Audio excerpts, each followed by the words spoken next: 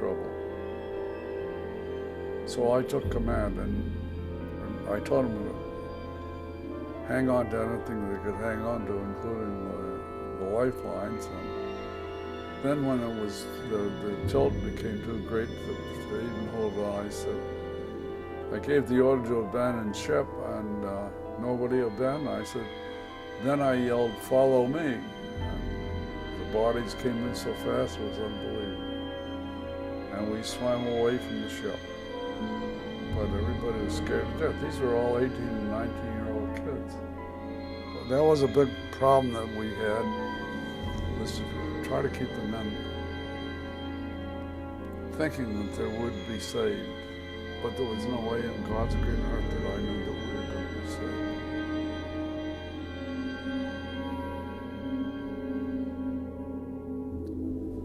Well, they grabbed some of our people who had broken free from the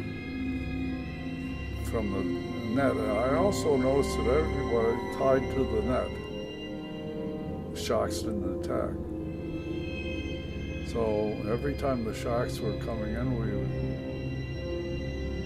kick and scream and do things that we thought would drive the sharks away, and they did drive them away. The sharks only picked off, as far as I could see, the sharks only picked off people who had by themselves. In other words, no protection around it.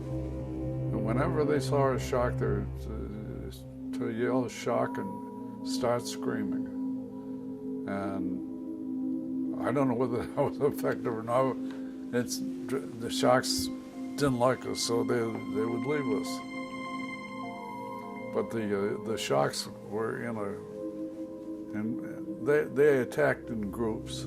And when they died, I just cut them loose from the group and let them float out to sea. I didn't want the bodies around.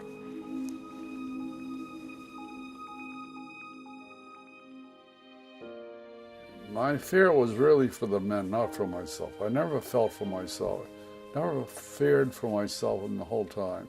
My biggest concern always was that the people that we could save, that we saved them.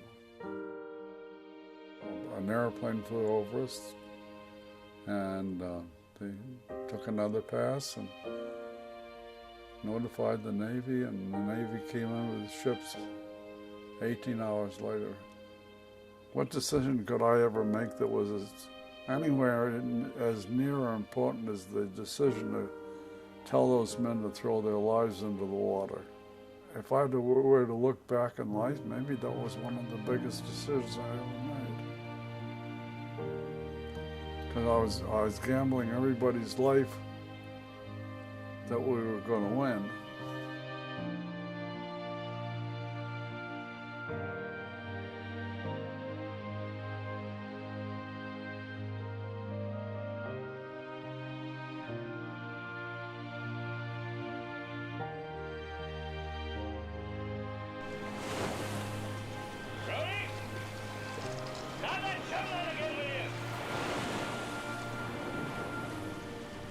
Take a turn. Hooper drives the boat, Chief. Slow ahead. I can go slow ahead. Come on down and chunk some of this shit.